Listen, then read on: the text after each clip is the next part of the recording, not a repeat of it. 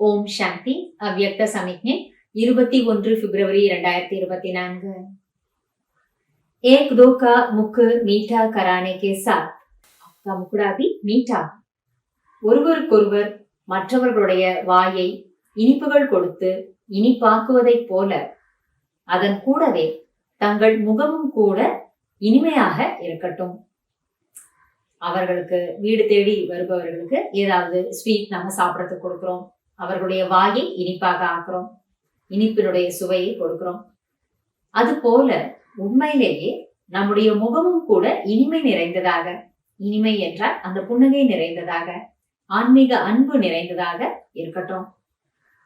आपके पास इतनी मधुरता जमा हो जो बांटो तो भी भरपूर रहो, और इस खजाने को तो जितना बांटेंगे उतना बढ़ेगा, कम नहीं होगा। பாபா என்ன சொல்றாரு? தங்களிடம் அந்த அளவிற்கு இனிமை என்ற பண்பு சேமிப்பாகி இருக்கட்டும். எவ்வளவுதான் நீங்கள் அதை பகிர்ந்து அளித்தாலும் கூட நிரம்பிய நிலையிலேயே இருப்பீர்கள்.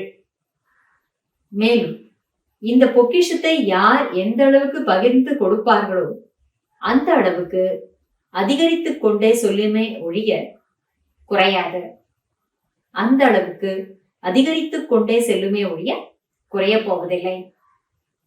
अगर कोई ज्ञान सुनने वाला नहीं है तो भी आप मीठी शक्तिशाली दृष्टि देना।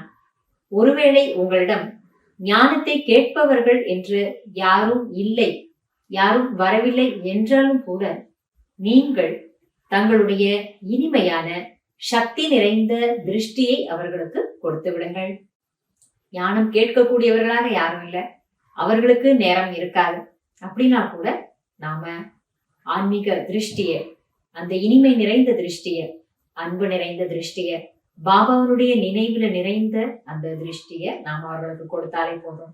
அந்த மாதிரி இனிமையாக அவர்களை 1-2 வினாடிகள் பார்த்தாலே அவர்களுக்கு தேவையானதெல்லாம் அதுல கிடைச்சிடும். அதனால பாபா இன்னைக்கு சொல்லி கொடுக்கறது என்னன்னா, வாய்க்கு நாம சுவையான இனிப்புகளை கொடுக்கிறோம், நம்முடைய முகமும் இனிமையாக இருக்கட்டும். பார்வையினாலேயே இனிமையை கொடுத்து மற்றவர்களை நாம நிரப்பக்கூடிய சேவையை பண்ணணும். நன்றி பாபா.